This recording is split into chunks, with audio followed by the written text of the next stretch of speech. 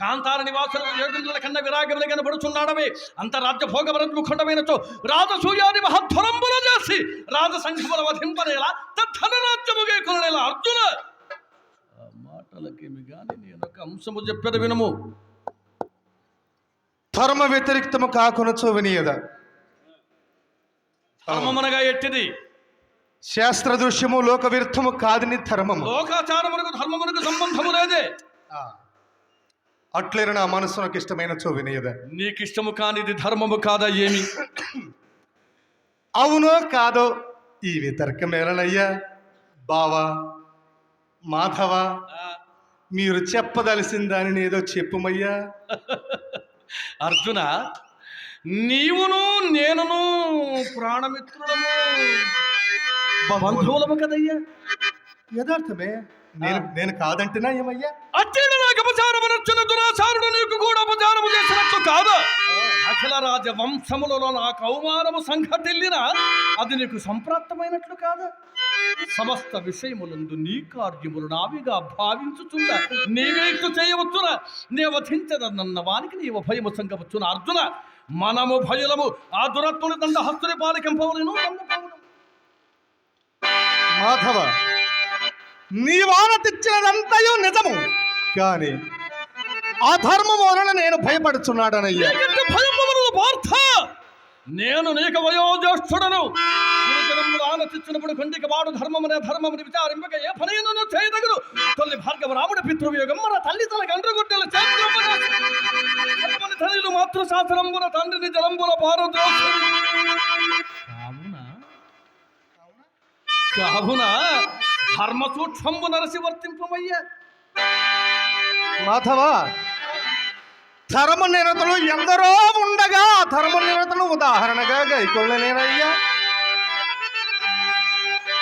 అనిన మాటను తప్పుడని చిదంబలి గదా దశరథేశుడు కాలధర్మముందే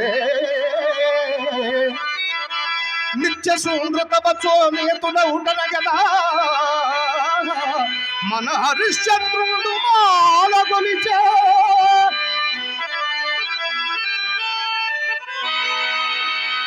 ఆది తప్పుడు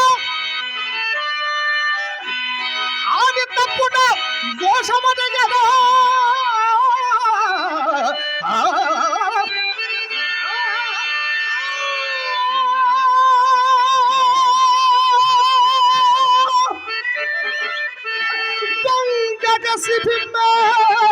కండను చెండిచ్చే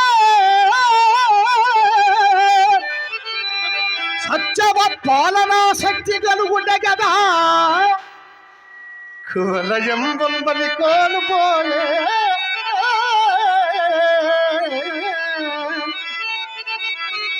అంత దూరము పోలేన అబ్దనాభ తనదు పలుకులు నేను పంగ తలచినాదే.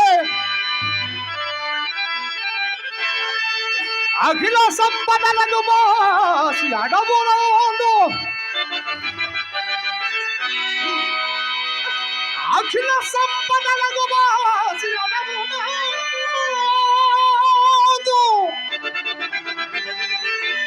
తగని వినుములు కుడోచుమా ధర్మరాజు.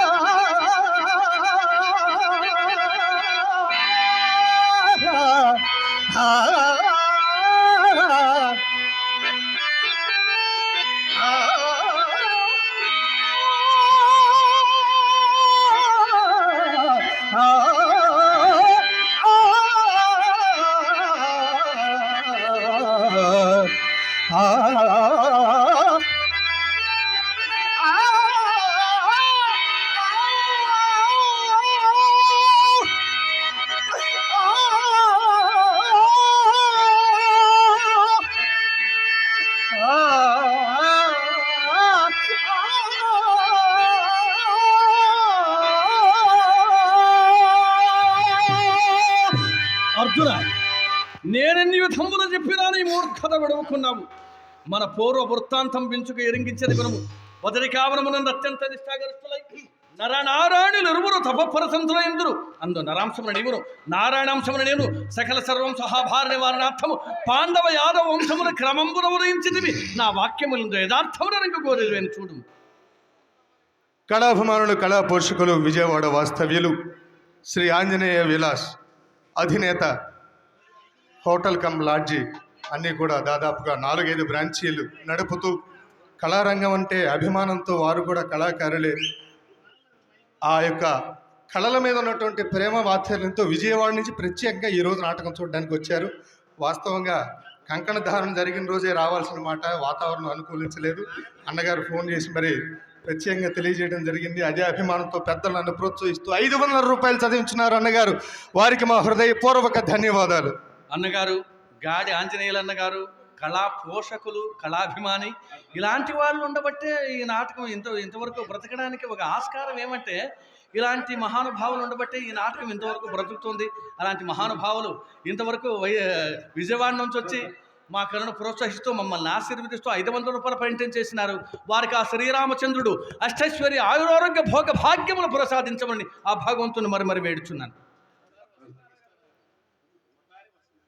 వటారి వసంత కృష్ణారావు గారు కళాహృదయులు పెద్దలు మా ఇరువురిని కూడా అభినందిస్తూ ప్రోత్సహిస్తూ 200 రూపాయలు చదివించున్నారు పెద్దలు. వారికి మా హృదయపూర్వక ధన్యవాదాలు. వారికి మా ధన్యవాదాలు తెలియజేస్తున్నాను. ఈర్పుగండి సత్యనారాయణ పెద్దలు సత్యనారాయణ గారు వాడపల్లి వాస్తవ్యులు నన్ను అభినందిస్తూ పెద్దలు 100 రూపాయలు చదివించున్నారు. వారికి మా హృదయపూర్వక ధన్యవాదాలు తెలియజేసుకుంటున్నాను.